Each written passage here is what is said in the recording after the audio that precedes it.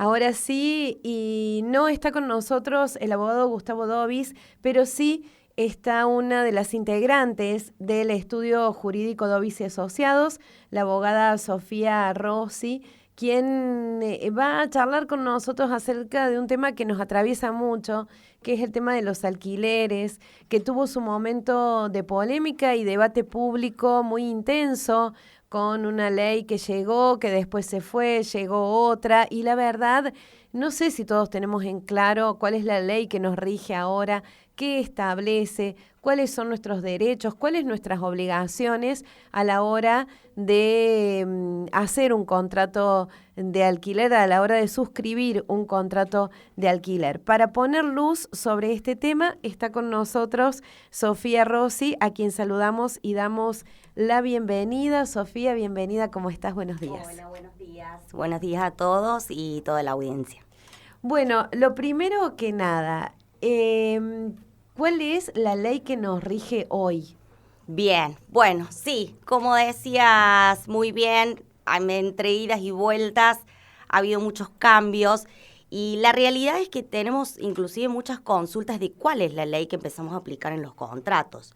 Vamos a poner un poco en claro esta cuestión porque todo viene atravesado a través del decreto de necesidad de urgencia que se determinó en el año 2023, fines del año 2023, y que vino a derogar dos leyes, que era la famosa ley de alquileres, ¿sí?, que había puesto como algunos límites y algunos puntos en claro y más precisos a la hora de redactar un contrato, y las reformas. Bueno, el decreto de necesidad de urgencia deroga esas dos leyes y nos vuelve o nos retrotrae a todo lo que es lo que, digamos, viene a regular el Código Civil. Entonces volvemos de nuevo a lo que dice la normativa del Código Civil, con algunas modificaciones porque el decreto inclusive modifica algunos artículos del Código Civil.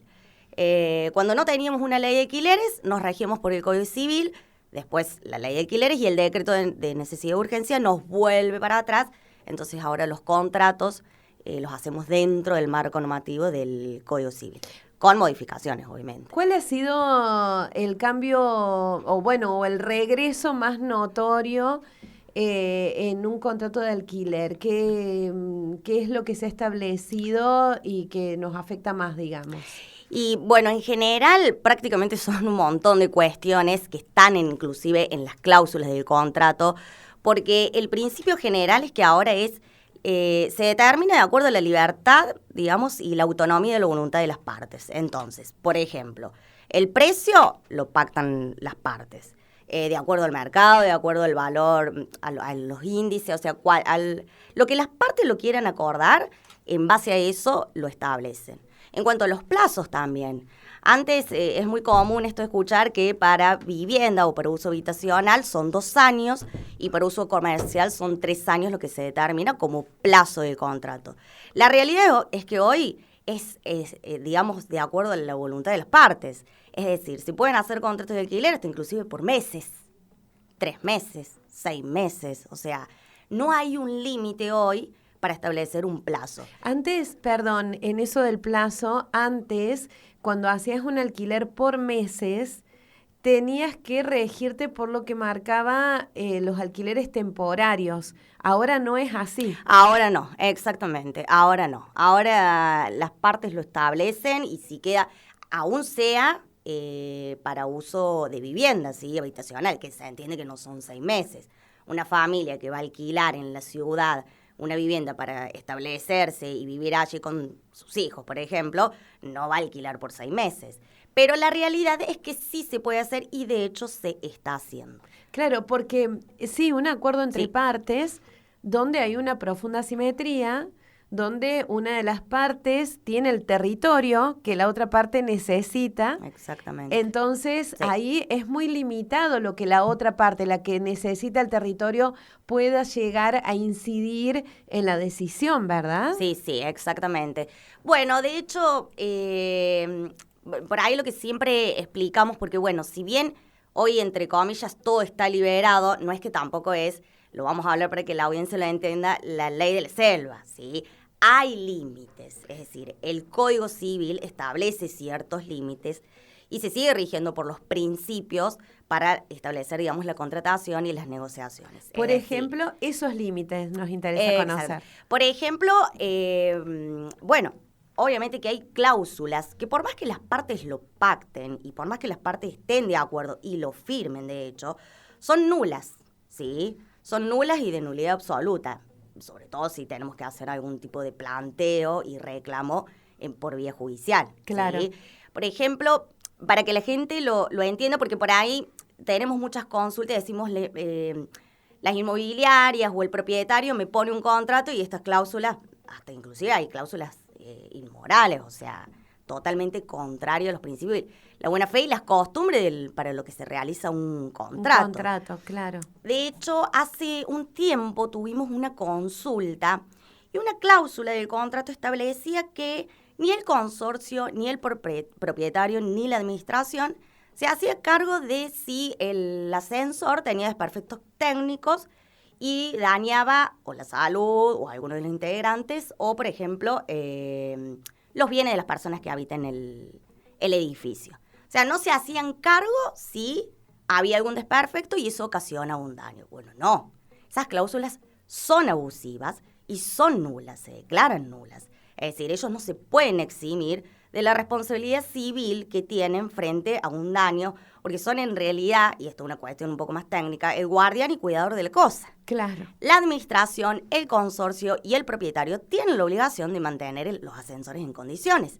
Y si hay un desperfecto, son responsables. Alguien es responsable. Claro. Entonces, estas cláusulas es lo que le explicamos también a la gente que, si bien, digamos, como que está todo abierto para que se pueda pactar cualquier cuestión, no todo es válido. Bien. Y si lo tenemos que llevar a la vía judicial, obviamente que lo primero que hacemos es plantear la nulidad de esas cláusulas. Perdón, en un caso así, por ejemplo, que hay una cláusula de esas y el inquilino firmó el contrato igual si pasa algo, es nula esa cláusula. Es nula. Tienen aun cuando esté la firma. Aun cuando esté la firma. Tienen la responsabilidad civil.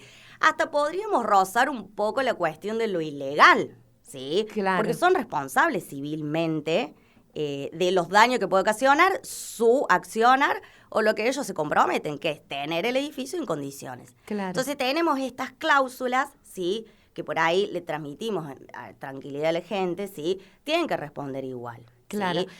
¿Qué otros límites pone el Código Civil a la hora de hacer un contrato de alquiler y que, por ejemplo, si el inquilino decide irse porque resulta que entró a vivir ahí y tiene que mudarse a otro lugar, suponte, o si encuentra una vivienda que no estaba en las condiciones que pensaba que iba a estar, ¿se tiene que cumplir igual los 6 meses de permanencia en el lugar?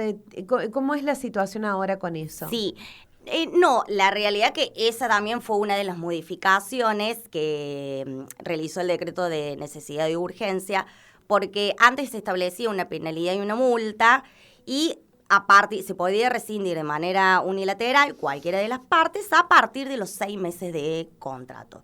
La realidad es que hoy eso lo pueden pactar las partes, ¿sí? De qué manera rescindirlo, para el caso que sin, entre comillas, algún justificativo, algún motivo razonable y que no tenga que ver con el objeto del contrato, que es el inmueble y el alquiler, las partes deciden voluntariamente que no quieren, por ejemplo, el inquilino no decide vivir más allí o el propietario no lo quiere alquilar más, por el motivo que fuere. Hoy la realidad es que las partes eso lo pueden pactar y las penalidades y las multas también, ¿sí? Tiene que estar escrito en el contrato, no hay nada por fuera que establezca un plazo. No, tiene que estar escrito en el contrato. Es bueno que quede claro, porque llegado el momento hay que ver también esta cuestión de si las partes tenían intención de poner una multa o una penalidad. Que antes era un alquiler sí, y medio, si vos te querías ir del inmueble anticipadamente, y hoy la parte lo determina. Normalmente hoy lo que se está utilizando es el 10% de lo que quede pendiente por cumplir del contrato. Hay una cuestión que también, digamos, no es que las partes los pueden pactar de manera libre y absolutamente, ¿sí? sucede mucho que esto que decías, Susi, vos, el tema de aquellas viviendas que no están en condiciones. Entonces, ¿qué pasa? Un inquilino ingresa al inmueble y con el correr de los días, de las semanas y de los meses, empiezan a haber cuestiones que no son para uso habitacional. Por ejemplo, manchas de humedad, cañerías rotas, un montón de cuestiones, que eso se ve con el correr del tiempo, no el primer día que los inquilinos ingresan al inmueble. Bueno, a ver, ahí hay una cuestión que es totalmente distinta al tema de la rescisión unilateral y por cualquier motivo, ¿sí? Ahí se frustra el fin del contrato, ¿sí? Y bueno, nosotros normalmente lo que planteamos es el tema de la rescisión en esos casos, en esos tipos de casos, la rescisión inculpable al propietario, sobre todo cuando el propietario no se hace cargo de esos arreglos. Claro. Sí. ¿Qué pasa? Conozco una situación en la que al inquilino no le han dado la copia de contrato. Como recibo de los pagos es un papelito que podría hacerlo cualquiera. Y en esto de la asimetría y de la necesidad del inquilino y su familia de tener un techo, han seguido en esta situación con un propietario que les alquila, que les aumenta 100.000 pesos cada mes. Y no tienen el contrato, no tienen copia de contrato, no tienen recibos legales para acreditar los pagos que han hecho. ¿Qué amparo tiene alguien así? Bueno, eso sí ya es una situación más compleja porque, bueno, en realidad lo que nosotros tratamos de hacer en el estudio es estos tipos de conflictos solucionarlos en mediaciones y no tener que ir a un juicio, porque en juicio la realidad es que hay que demostrar que se pagó, que no se pagó, ¿sí? Y si no están los pagos es un poco más complejo, porque, bueno, en la sede judicial es sí o sí llevar pruebas a un juez para determinar esa cuestión. Pero bueno, la realidad es que también pasa por una cuestión de usos y costumbres. El propietario puede iniciar en cualquier momento, entre comillas, si no abonara, el desalojo, ¿sí? O el envío de una carta de documento. Nosotros lo que sí recomendamos que cuando las contrataciones no están en regla y no están en forma, intimen de manera fehaciente, porque eso es la única constancia. Después que el inquilino o el propietario, el propietario, la inmobiliaria no quiera hacer el contrato por X motivo, es otra cuestión. Pero por lo menos que conste que el inquilino quiso hacer de manera fehaciente, o sea, de manera formal y que deje constancia que quiso hacer el contrato, que quiso emitir un recibo y demás. Sí sugerimos que cuando no dan un recibo o una factura las inmobiliarias o el propietario, hagan una transferencia. Entonces, por lo menos que vayan teniendo esa constancia. La realidad es que después en juicio es un poco más complejo. De todos modos, se puede mostrar por otras cuestiones, por testigos, conversaciones de WhatsApp. Normalmente eso se coordina. Hay otros medios de prueba un poco más complejos. Y en todo caso, si no, intimar el inmobiliario o el propietario y que conste que el inquilino quiso poner todo en regla. Porque suele pasar mucho esto, que es como la posición dominante del propietario, ¿sí? De las inmobiliarias, que ellos determinan cuáles son las condiciones. Y si determinan por ahí no hay contrato, no hay contrato. Lamentablemente tienen esa posición, algunos, no todos, por supuesto. Y el inquilino queda en desventaja porque también esto desde siempre, independientemente de la ley, el código y el decreto, los contratos de alquileres son de imposición, es decir, son un contrato de adhesión. Lamentablemente, ¿no? ¿Se firma o no se firma?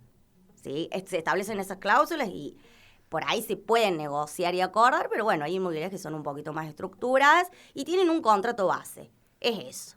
Entonces es un poco más difícil. Lo que sí le aconsejamos a la gente y demás, que lean el contrato. Por ahí son muy extensos, por ahí son muy tediosos, pero que los lean y que cuando tengan dudas las consulten, porque en las cláusulas, cuando llega el momento de la rescisión, hasta inclusive la entrega del inmueble, vienen un montón de dudas y de cuestiones que no quedaron claras. Y del otro lado es signo pesos, es claro, lo económico. Tal cual.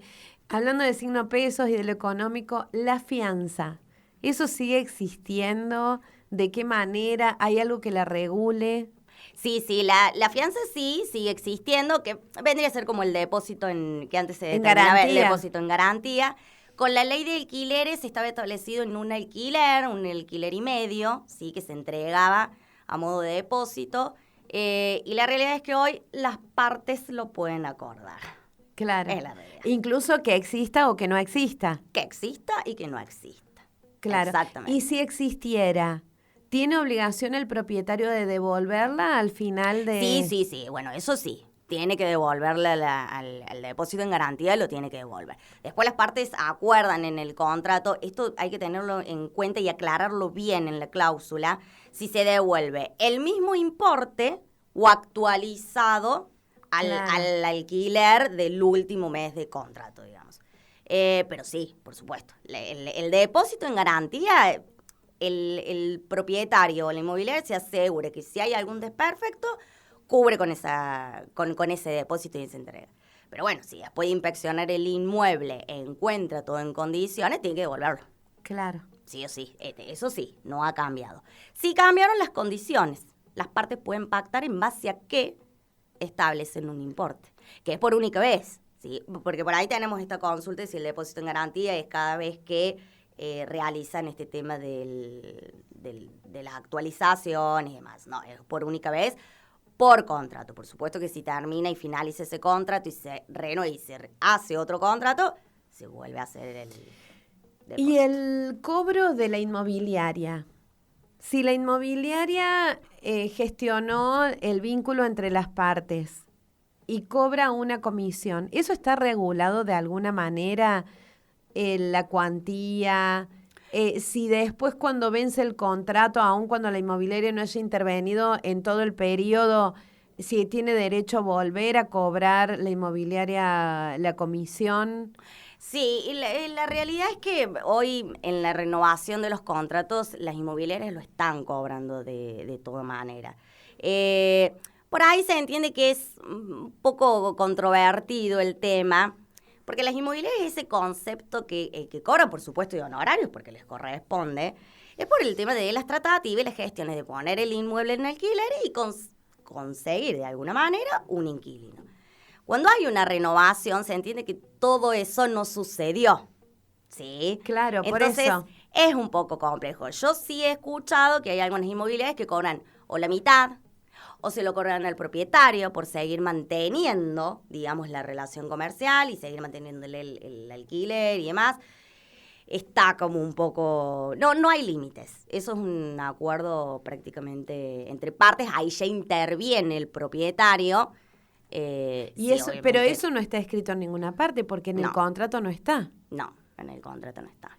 Es decir, que un inquilino que renueve contrato y la inmobiliaria le quiere cobrar, no tiene obligación de pagarlo, pues no está escrito en ninguna parte. No está escrito en ninguna parte. Lo que sí puede extender la inmobiliaria es una factura, un recibo, pero tampoco se establecen las condiciones y tampoco normalmente en un contrato no se establecen las condiciones de cuánto se paga si hay una renovación o una posible Por renovación. eso, a eso voy. No queda escrito. Normalmente no. Y en eso estaría libre el inquilino de decidir pagar o no pagar. Sí, por supuesto. No hay nada jurídico que lo obligue a él a pagarle a la inmobiliaria de nuevo. Absolutamente. No hay nada que el inquilino en ese sentido y en esa cuestión particular esté obligado por ley a hacerlo, porque queda, digamos, delimitado a la autonomía de la voluntad. Después las partes obviamente acordarán y verán esta cuestión de si renueva o no renueva. Claro. Si el propietario quiere o no quiere. Claro. Si la inmobiliaria está de acuerdo o no está de acuerdo.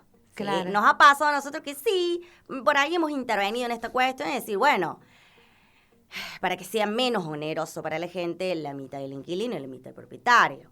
Claro. La realidad es que esa gestión ya se hizo hace 2, 3 años cuando comenzó la primera vez. Claro. Pero en eso sí, la realidad es que el código nunca reguló esa cuestión, tampoco, ¿sí? Y el decreto de necesidad de urgencia hizo caso omiso también.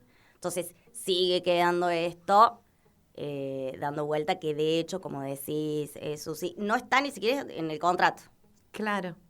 No se pone ni siquiera en el contrato. Así que no hay ningún sustento jurídico para En que eso, el inquilino pueda tener alguna consecuencia si no lo hace, Exactamente, digamos. pero tampoco está obligado. Por eso. Sí. Y en el caso de que haya un vínculo mediado, de hecho, por la inmobiliaria, cuando hay desperfectos, cuando hay situaciones que requieren de la intervención de la inmobiliaria, ¿hay algún derecho del inquilino sobre ese reclamo a la inmobiliaria? Sí, sí, por supuesto. De hecho, sí, el inmueble, el edificio tiene una administración, normalmente son las inmobiliarias. El reclamo, por supuesto, que se tiene que hacer y dirigir a ellos. Para eso, justamente, los propietarios derivan y delegan en una administración o en una inmobiliaria, digamos, todas estas Las cuestiones. Claro. Nos suele pasar que pese al reclamo, la intimación fehaciente, de hecho, a la inmobiliaria no se resuelven ciertos problemas de humedad, espacios comunes y un montón de cuestiones que tienen que ver con el inmueble. Entonces, eso no quita que no se pueda reclamar contra el propietario, porque es el principal obligado, de hecho. Claro. ¿Sí? Entonces, cuando ya no vemos que hay respuesta por parte de la administración y de la inmobiliaria, por el motivo que fuera, por supuesto que se reclama al propietario. Es el primer obligado y responsable de solucionar todos esos problemas. Y en el caso, vamos al revés, de que el inquilino no pague, supongamos, o tenga un uso de la vivienda que no sea el estipulado en el contrato. ¿Qué acción recae sobre él y en qué momento entran a jugar un rol las garantías? Bien, bueno, la realidad es que esto también puede ser un acuerdo entre partes. Normalmente en una audiencia de mediación lo podemos solucionar. ¿Qué pasa? Lo que suele suceder es que por ahí los atrasos en los alquileres no es solamente un mes, no son 15 días, son 2, 3 meses, 4 meses. Entonces, es un poco complejo cuando ya se hace un número que es muy complicado para el inquilino, que hasta inclusive lo pueda saldar. Entonces, lo que sí intenta es evitar el tema del resultado, digamos, final, que es el desalojo. Porque la realidad es que el propietario tiene la posibilidad de iniciar el desalojo con 1 o 2 meses ya que quede pendiente de alquileres, tiene la posibilidad de iniciarlo el juicio. ¿Sí? Porque por supuesto es volver a recuperar el inmueble ante el incumplimiento que tenga un inquilino. No es tan fácil tampoco, porque estamos hablando de una vivienda, estamos hablando de personas que viven en el inmueble, ni que hablar cuando hay niños, cuando hay menores de edad, no es tampoco tan fácil, pero es la opción que tiene el propietario de poder iniciar para recuperar el inmueble y que le abonen lo que quede pendiente en concepto de alquileres. ¿Qué de cierto hay en esto de que si hay niños en la vivienda no se puede proceder al desalojo? Bueno, la realidad de lo que sucede en tribunales es que sí proceden los desalojos, ¿sí? Vamos a decir realmente lo que está sucediendo en tribunales. Pero no es de un día para el otro el desalojo, no es sin avisar, no es sin anticipadamente un juez, ¿sí? Solicitar que de manera voluntaria y de alguna manera los familiares primero encuentren una vivienda, ¿sí? Y después obviamente procedan con el tema del desalojo. La medida de la fuerza pública es en última instancia, se intenta notificarlos inclusive muchas veces a los inquilinos. De hecho, los jueces suelen, digamos, establecer una audiencia de mediación para ver cuáles son los motivos, establecer un plazo, tratar de llegar a un acuerdo, sobre todo cuando hay menores. De hecho, interviene todo lo que tiene que ver con la parte de seguridad social, digamos, de la municipalidad y de la provincia. Y al Ministerio Público, porque por supuesto que hay niños y menores y no pueden quedar, digamos, de un momento para el otro. En la calle. En la calle. Es la realidad. Entonces, no procede tampoco de manera tan... Procede, sí, es la realidad, ¿sí? Pero tampoco es de un día para el otro y de una manera tan fácil. Interviene todo lo que tiene que ver con los organismos sociales de la municipalidad, de la provincia y el Ministerio Público, sobre todo cuando hay menores. Sofía Rossi, realmente un gusto enorme esta charla porque nos ha aclarado muchísimo para estar mejor parados a la hora de decidir sobre un contrato de alquiler. Así que te agradecemos esta visita acá a la radio. Esperamos que no sea la última vez y bueno, y vamos a estar compartiendo, te digo a vos que estás escuchando, vamos a estar compartiendo esta nota en nuestro canal de WhatsApp para que la puedas consultar cuando quieras porque es información que es muy importante tener en claro para estar preparados. Sofía, muchas gracias. Por favor, gracias a usted y toda la audiencia. Que tengan buen día.